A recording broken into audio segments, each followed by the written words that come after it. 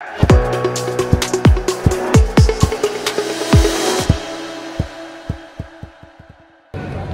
everyone, Charles Watts here. Welcome to the Emirates Stadium where it's finished Arsenal 2, Brighton 0. As you can see, some very happy Arsenal fans milling around outside me, and everyone making their way home now back to the North London or wherever they're heading to on a back of a very, very good victory. Arsenal made hard work of it. Took a very late Kai Havertz goal to wrap things up, but sort of stripped that all away, and I thought this was a very good performance from Arsenal. Brighton are a decent side. There's not going to be many teams who do what Arsenal did to Brighton today. Absolutely dominant. I think Brighton had 2 shots. One of them right at injury time, way over from Lewis Dunk from about 30 yards. They had 2 shots on or off target that entire game. Arsenal utterly dominant. I mean, it should have been a far better victory. The one worry, I suppose, if there's going to be a worry, is that once again Arsenal, you know, it needed a late goal to finish it off. It was a game they should have put to bed a hell of a lot earlier than they did. Same at Aston Villa last weekend when they missed chance after chance. They did the same again today.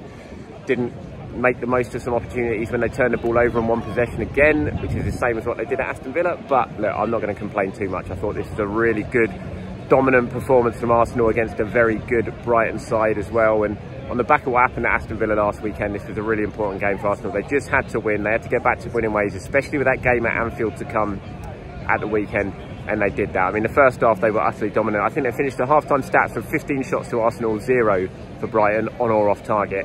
Utterly dominant, but it was 0-0 there. Plenty of chances, lots of players played well. Odegaard was playing well, Rice was playing well, Jesus was busy, Saka was destroying Milner every time he got the ball over on the right-hand side, but the ball just wasn't ending up in the net. They were missing chances.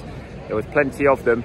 I think they only had 3 shots on target in that first half, but they should have done better with some of them as well. It was a really dominant performance, and he went in at half time, and the longer the game went on, you just thought, it's going to be one of those days, especially after what happened against Aston Villa last weekend. You're like, not again, not again. They did get a relatively early goal in the second half, and that settled the nerves a little bit. It came from a set piece, free kick. It was actually a Brighton player who flicked it on at the near post, and Gabriel Jesus was there to head it at the back post. 1-0, thoroughly deserved at that time, and you were just crying out for the second goal. Go on, put the game to bed, put the game to bed. They couldn't do it. They had chances too, they didn't take them, and it wasn't like Brighton were banging on the door at the other end though. They never really threatened. Like I said, they only had 2 chances, but they had one really big chance. The only time really Matoma got inside Ben White, and last season, you remember what Matoma did to Ben White? He gave him all sorts of problems. I thought Ben White played him very, very well today. It's virtually impossible to keep a player like Matoma quiet for 90 minutes, but Ben White pretty much did that. But the one time he got in behind him, probably about 15 minutes from time or 10 minutes from time, played the ball in. I wasn't actually sure who it was. I wasn't in the press box today, of course. I was sitting in my actual seat. So I didn't really get any replays, but Brighton player at the near post got his foot to it. I thought it had gone in, but it hit the side netting, and it was just that real warning sign that you're waiting for the entire game. You know, at 1-0 it's that dangerous scoreline. If you don't put the game to bed, if you don't kill it off in the Premier League, the other team's always going to create something. And that was the moment that Brighton did. Fortunately, it went the wrong side of the post, and then it wasn't long after that that Arsenal did put the game to bed. Kai Havertz scoring yet again. Really good finish from Kai Havertz. So it was a lovely goal actually. Trossard had come on and Nketiah had come on at that point, and both of them were involved in the goal. Trossard doing really well, played the ball to Odegaard. Odegaard, who was fantastic, by the way. There was a couple of moments of Odegaard. I'll talk about that in my player ratings in a minute.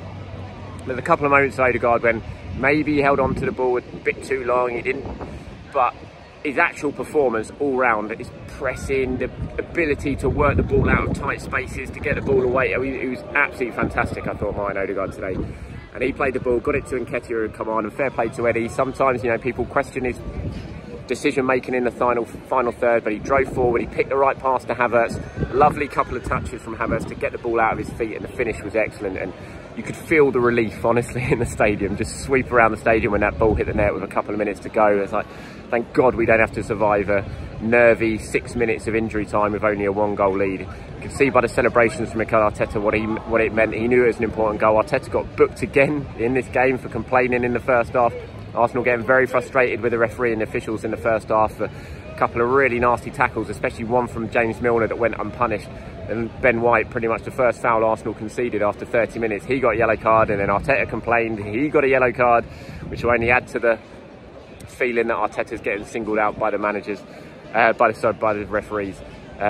But, you know, on the whole, I think he'll be very, very happy with this performance, Mikel Arteta, especially on the back of that, going up on the back of the defeat at Aston Villa and going up to Anfield next weekend. I'm recording this, of course, you know, only about half an hour after full time here at the Emirates, so we don't know what's happened yet. By the time you're watching this, you might well know what's happened at Anfield for Liverpool versus Manchester United, but you would think Liverpool are going to win that game, and Arsenal, it's just really crucial that they got this win under their belts ahead of that crucial game at Anfield next weekend.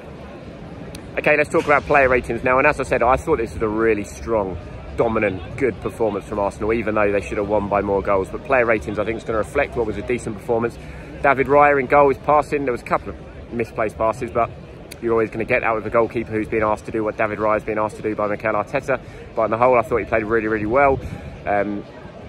With his feet, he was very good for the majority of the game. When he needed to make any crosses, to claim any crosses, he did that. There was a couple of really good throws that he did. One in the second half that almost created a chance on the breakaway for Arsenal. Fantastic from David Raya, I thought. So I'm going to give David Raya a 7. Ben White, like I said, really handled Matoma very well. There's only one occasion where he got away from him in the whole of 90 minutes, and when you're going one-on-one against a player like Matoma, if he only gets away from you once in 90 minutes, that's been a very good performance. So I gave Ben White a 7. Saliba, brilliant, absolutely brilliant. So many times he's on the ball and he's just moving the ball away from the forwards. The forwards think they've got an opportunity, and then bang, the ball's gone. He's just turned, just sucks them in. He's just so strong, William Saliba. Him and Gabriel, I thought, were absolutely excellent, so I'm going to give both of those an 8.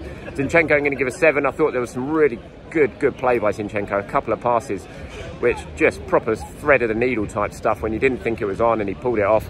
Did really well. There was a couple of times he got robbed of possession, but again, similar to David Raya, when you're asking your left back to do what Arsenal asked Zinchenko to do, he's going to give away possession a couple of times. He's going to get caught out.